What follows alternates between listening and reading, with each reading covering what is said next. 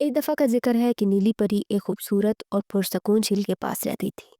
اس کے پاس ایک جادوئی باغ تھا جس میں رنگ برنگ کے پھول کھلتے تھے۔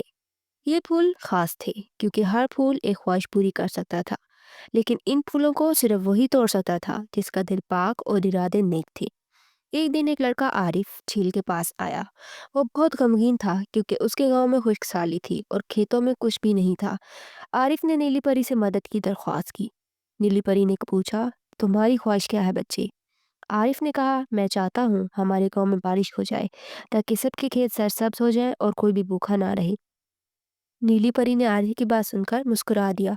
اس نے عارف کو باغ میں لے جا کر کہا، یہاں ہر پھول میں ایک جادو ہے، لیکن تمہیں اپنی نیک نیتی کے ساتھ ایک پھول چننا ہوگا۔